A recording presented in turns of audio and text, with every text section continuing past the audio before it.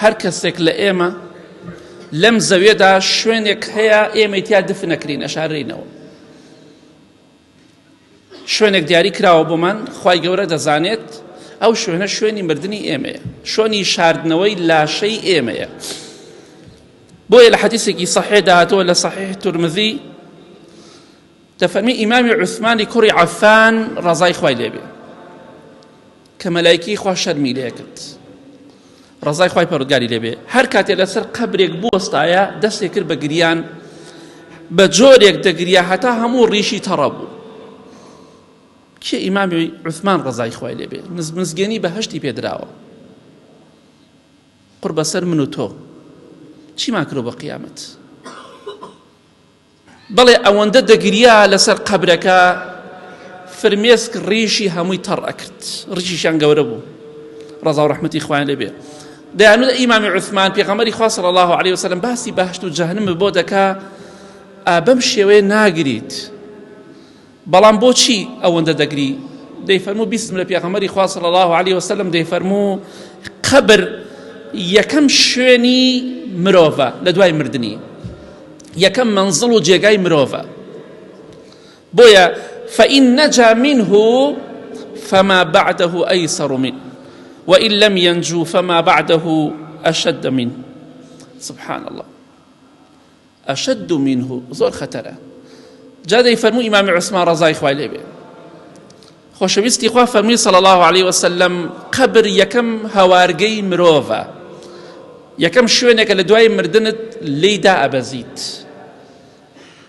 جا پێغەمبەری خوا فەرمووی صلی الله عليه وسلم هەر کەسێک قەبرەکەی ئاسان بێ و لە قەبرەکە ڕزگاری بێ و لە پرسیارەکانی ناوگۆڕ ڕزگاری بێ، ئەوە دوای مردنەکەی دوای پرسیارەکانی ناوگۆڕی هەمووی ئاسانترە. واتە ئەو سێ پرسیارەت وەڵامدایەوە فما بعده أيسر منه، ئەوەی کە لە دوای پرسیارەکان دێ ئاسانترە، واتە قیامەتت ئاسانترە، کەواتە ناخۆشترین قورسترین شت لەم دنیادا کە مرۆڤ تووشی بێ لە دوای مردنی پەنا بخوا پرسیارەکانی ناوگۆڕە. یا ڕەبی خوایە زمانمان فەسیح کەی لەو کاتە بێ کەسێماندا.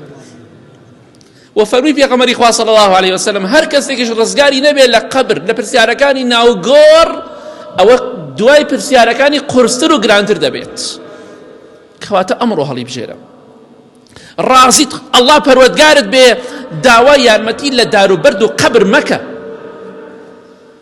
باوەڕت بە پەڕۆیەک نەبێ قازانج بە تۆ بگەێنێ. ڕازیت محەممەد صلی الله عليه وسلم پێغەمبەری تۆ بێ صلی الله عليه وسلم ئەمڕۆ شوێنی سونەتەکانی بکەوە.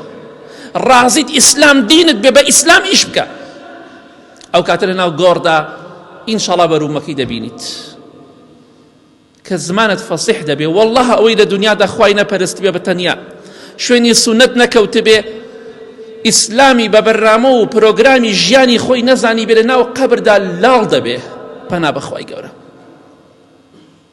بۆیە پێغەمبەری خوا دەیفەرموو صلی الله عليه وسلم هیچ منظرێکم نەبینیوە، هیچ وێنەیەکم نەبینیوە ئیلا قەبر ترسناکترە، قەبر لە هەموو شوێنە ترسناکترە، دەتخەنە قەبرێکەوە توانێت جوڵت نییە.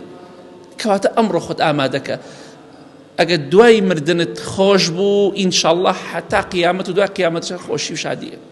ئەگەر پەنا بەخوا قورسی شکەینە سەر خۆمان بەهۆی گوناه و تاوانەوە هەر بڕین بەهەشتین و چیمان کردووە، دڵنیا بە ڕۆژێک کە مردین دەزانی چیمان کردووە. لەو ڕۆژە تۆ باڵغ بوویتە خەریک گوناه و تاوان، یەڵی گوناه و تاوانم نییە، چیم کردووە؟ بۆ هەر زینا تاوانە، هەر قەتڵ تاوانە؟ نەخێر، تاوان زۆرە و هەزارەها تاوان لەناو نامەی کردەوەکانی تۆ نووسراوە بە ملیۆنەها. کەواتە ئاگاداری خۆت.